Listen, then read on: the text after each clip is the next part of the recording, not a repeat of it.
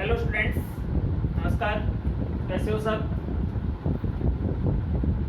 Super PMT online classes में आज अपना एक नया टॉपिक रहेगा लाइसोसोम।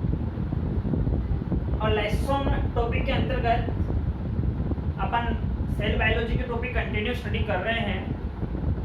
सबसे पहले दोहरी झिल्लियों से घिरे हुए कोशिकांगों की बात हुई थी, फिर कंटिन्यू एकल झिल्ली से परिबद्ध जो कोशिकांग उनकी बात अपन कंटिन्यू कर रहे हैं। आज अपना टॉपिक रहना है लाइसोसोम, और जिसको अपन उपनाम के रूप में कह सकते हैं पाचक काल, या अपन ये कह सकते हैं आत्मघाती थैली। आत्मघाती थैली हर एक कोशिकांग का स्टूडेंट्स उपनाम होता है, और उस नाम के पीछे इसका मतलब उसका कोई ना कोई फंक्शन जरूर होता है। सबसे पहले मैं यहाँ आपको बता देना चाहता हूँ कि जनरली इंट्रोडक्शन की बात आती है तो खोज लाइसोसोम की करने वाले थे डी डुवे। तो डी डुवे साइंटिस्ट ने लाइसोसोम की खोज की थी। और एक बात ध्यान में रखने की, जंतु और पादप जो बोथ सेल्स होती हैं, प्लांट्स एंड एनिमल सेल्स होती हैं, उन प्लांट्स और एनिमल सेल्स में लाइसोसोम प्रेजेंट होता है। लेकिन एक बात ध्यान में रखने की है कि जो जंतु सेल्स होती हैं, एनिमल सेल्स होती हैं, उन एनिमल सेल्स में क्या होता है, थोड़ी इसकी जो संख्या है, जो नंबर्स हैं, वो थोड़े क्या होते हैं, ज्यादा होते हैं। इनमें जंतु कोशिकाओं में थोड़े ज्यादा होते हैं बनिस्पत पादप कोशिकाओं के। साइज की बात करते तो 0.23 माइक्रोन से 0.50 माइक्रोन इसकी साइज होती है। और मानव की आरबीसी में और प्रोकैरियोटिक कोशिकाओं में, मानव की आरबीसी और प्रोकैरियोटिक जो कोशिकाएं होती हैं, उन कोशिकाओं में इनकी जो ये क्या होती है, लाइसोसोम क्या होती हैं, एब्सेंट होती हैं। और लाइसोसोम होती है, सबसे इंपॉर्टेंट बात है ये नोट करना, बहुत बार एग्जाम में क्वेश्चन आया हुआ है। नेट में लगभग आप पेपर उठा के देखोगे तो इतनी बार ये क्वेश्चन एग्जाम में पुटअप हुआ है कि आप ये मान लीजिए कि लगभग आप यदि नोटेट करेंगे तो लगभग 25 से 26 बार ये क्वेश्चन एग्जाम में आया हुआ है। तो इसमें लाइसोसोम में रिक्तिका होती है, उस रिक्तिका में एंजाइम भरे हुए होते हैं, और वो कौन से श्रेणी के एंजाइम होते हैं, उनको जल अपघटनीय एंजाइम कह देते हैं, उनको हाइड्रोलाइटिक एंजाइम कह देते हैं, या उनको अपन पाचक एंजाइम कह देते हैं। कौन से एंजाइम कह सकते हैं, पाचक एंजाइम कह सकते हैं। अब एग्जाम में एक बार क्वेश्चन से भी आया कि कौन कौन से हैं वो एंजाइम्स, एग्जांपल दिए हुए थे। तो इसमें एसिड फोस्फेटेज है, एसिड राइबोन्यूक्लिएज है, सल्फेटेज है। ये प्रमुख क्या है, जल अपघटनी एंजाइम है। हाइड्रोलाइटिक जो श्रेणी है उसके एंजाइम हैं, जो मुख्य रूप से लाइसोसोम की रिक्तिका में भरे हुए रहते हैं। और रिक्तिका में भरे हुए रहते हैं जो एंजाइम्स हैं, वो हैं एसिड फोस्फेटेज है, एसिड राइबोन्यूक्लिएज है, और सल्फेटेज है। अब एक बात ध्यान रखना कि अपने गोल्जी बॉडी में भी पढ़ा था कि गोल्जी बॉडी भी एक क्या है, पॉलीमॉर्फिक सेल ऑर्गेनिज्म। तो उसी प्रकार से यह भी एक क्या, बहुरूपी कोशिकांग है, अनेक रूपों में पाया जाता है। कैसे, प्राथमिक लाइसोसोम के रूप में होता है, द्वितीयक लाइसोसोम होता है, अवशेषी काय होती है, और सौबॉक्सी रसधानी होती है। ये इसके अनेक टाइप्स हैं। अब इनको मैं बताऊंगा डिटेल से। सबसे पहले अपना यह क्वेश्चन आ रहा था, आत्मघाती थैली क्यों कहते हैं। तो ये तो क्या करता है, अपने शरीर में जो डैमेज सेल्स हैं, कौन सी सेल्स हैं, डैमेज या जो डेड सेल्स हैं, मृत कोशिकाएं हैं, उनका पाचन कर जाता है कौन, लाइसोसोम। और लाइसोसोम उनका पाचन कर जाता है तो वो क्या कहलाता है, आत्मघाती थैली। इसी के साथ लाइसोसोम में एक सबसे बड़ा गुण पाया जाता है संलयन, ऑटोलाइसिस। संलयन या ऑटोलाइसिस, यानी कभी कभी क्या करता है, भोज्य पदार्थ की अनुपस्थिति के कारण ये अपने ही जो कोशिकांग होते हैं, एज ए माइटोकॉन्ड्रिया होती है, ईआर होती है, अंतःप्रदर्वी जालिका होती है, उन्हीं का क्या कर जाता है, पाचन कर जाता है। तो स्वयं का आत्म स्वयं हो गया, तो इस कारण अपन इसको क्या कह देते हैं, आत्मघाती थैली कह देते हैं। अब देखिए डियर स्टूडेंट्स, नेक्स्ट अपन बात कर रहे हैं प्राथमिक लाइसोसोम की। तो प्राथमिक लाइसोसोम की उत्पत्ति कहाँ से होती है? तो देखिए मैं आपको बताना चाहता हूँ, प्राथमिक लाइसोसोम की जब उत्पत्ति होती है, प्राथमिक लाइसोसोम, तो प्राथमिक लाइसोसोम की उत्पत्ति की जब अपन बात करते हैं तो इसकी उत्पत्ति होती है गोल्जी बॉडी से। इससे होती है गोल्जी बॉडी से इसकी उत्पत्ति होती है। कैसे? आगे मैं आपको डिटेल से बता दूंगा। ये यार अपना अभी टॉपिक नेक्स्ट आएगा उसमें वो डिटेल से समझ में आ जाएगा। तो आपको इतना ध्यान रखना है, प्राथमिक लाइसोसोम की उत्पत्ति किससे होती है? गोल्जी बॉडी से होती है। इस बात को आप विशेष रूप से ध्यान में रखना, क्योंकि आगे गोल्जी बॉडी, ईआर और लाइसोसोम यानी ईआर अंतःपृष्ठ की जालिका है, गोल्जी बॉडी इसका फॉर्मेशन के तहत गोल्जी बॉडी से वो किसका निर्माण हो जाएगा? गोल्जी बॉडी से लाइसोसोम का निर्माण हो जाएगा। नेक्स्ट अपन बात करते हैं द्वितीयक लाइसोसोम से। कौन सा है? द्वितीयक लाइसोसोम, काफी इंपॉर्टेंट टाइप्स है। देखिए ये एक सेल है, इस सेल्स की ये सेल मेम्ब्रेन है, कोशिका का झिल्ली है। और यहाँ आपको पता है कि ये गोल्जी बॉडी है, मतलब मैं यहाँ लिख रहा हूँ जीबी। जीबी का मतलब क्या हो जाएगा? गोल्जी बॉडी हो जाएगा। और इस जीबी से उत्पत्ति यानी ओरिजिन किसकी होती है? प्राथमिक लाइसोसोम की होती है। प्राथमिक लाइसोसोम की होती है। यह जो प्राथमिक लाइसोसोम होता है और ये कोशिका झिल्ली है, यहाँ मान लो को बाहर की ओर ये भोज्य पदार्थ का कण है। क्या है? भोज्य पदार्थ का कण है।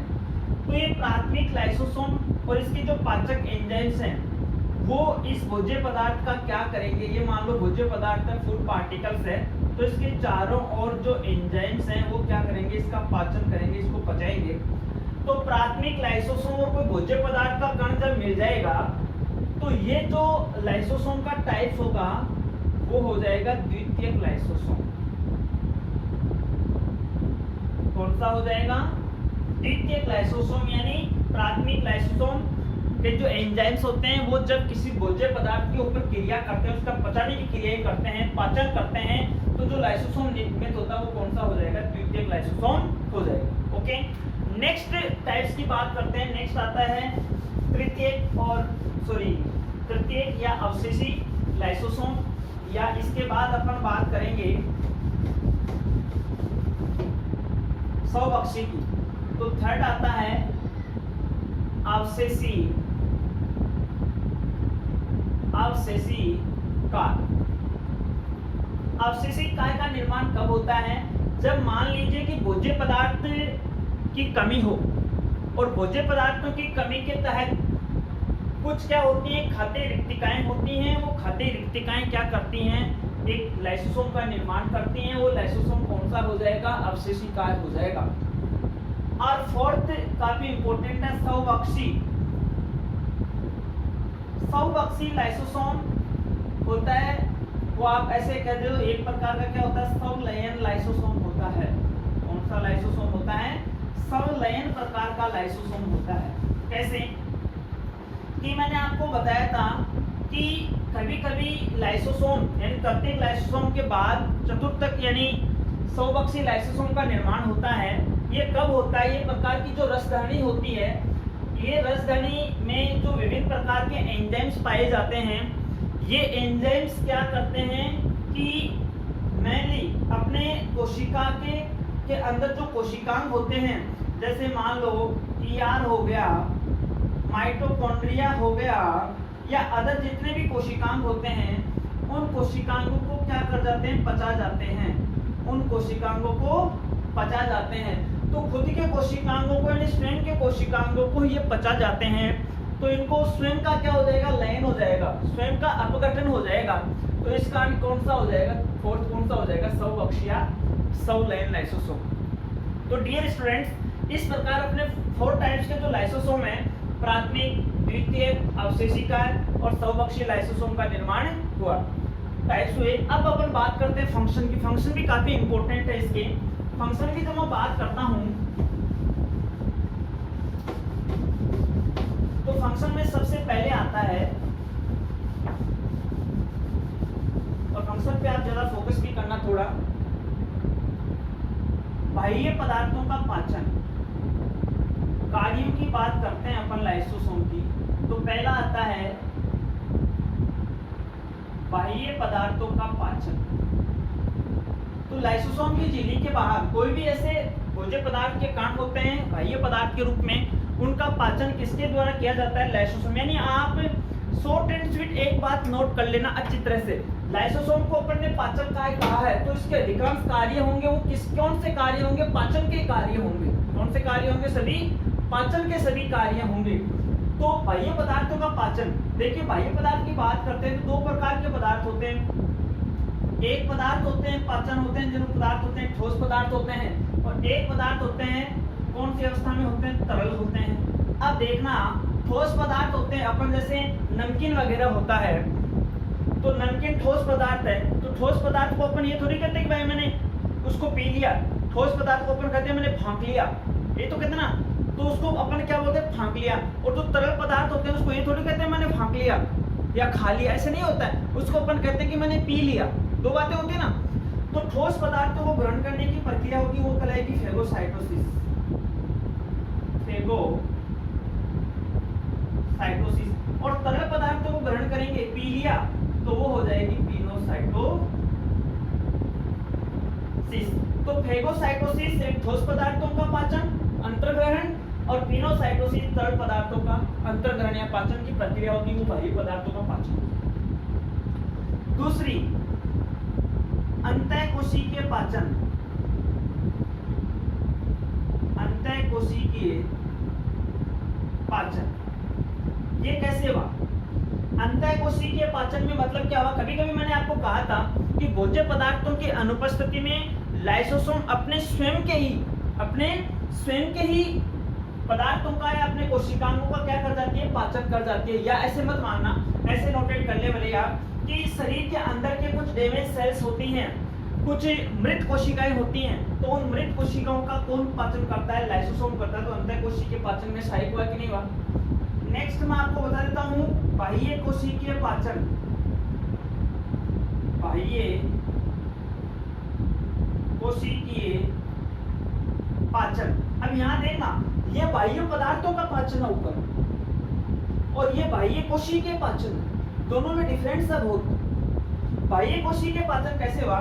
जैसे आपने देखा होगा शुक्राणु होता है,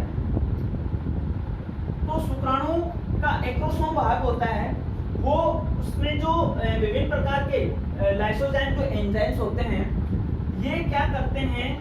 अंडाणु की झिल्लियों को गलाते हैं। कौन सी झिल्लियों को? अंडाणु की झिल्लियों को। तो ये भी बाहर की कोशिका है, बाहर की कोशिका की झिल्लियों को गला करके क्या करती है? अंडाणु में शुक्राणु के प्रवेश का जो मार्ग होती है उसको क्या बनाती है? वो सुगम बनाने का काम करती है कि नहीं करती है? तो इसका मतलब बाह्य कोशिकीय पाचन में सहायक हुआ है कि नहीं हुआ? नेक्स्ट, फोर्थ की मैं बात कर रहा हूं यहाँ पे संलयन। यह मैं बता भी चुका हूं आपको कि कभी कभी खुद के जो कोशिकांग होते हैं उन्हीं का पाचन भी होता है, वो कौन कर लेता है? लाइसोसोम कर लेता है। और लास्ट समसूत्री विभाजन की प्रक्रिया होती है, तो उसमें मेन प्रकार के जो तंतुज होते हैं उनमें विभाजन की प्रक्रिया के प्रारंभ में भी क्या होती है? ये लाइसोसोम क्या होती है? सहायक होती है। लेकिन सबसे पहली बात आप ध्यान रखना, ये 4 पॉइंट सबसे इंपॉर्टेंट हैं बाह्य पदार्थों के पाचन में। फेगो एंड पिनोसाइटोसिस, अंतःकोशिकीय पाचन में, बाह्य कोशिकीय पाचन का थोड़ा ध्यान रखना। बाह्य कोशिकीय पाचन और बाह्य पदार्थों के पाचन में जो डिफरेंस है वो आपको पता होना चाहिए। और लास्ट का अपना कौन सा है? संलयन का है।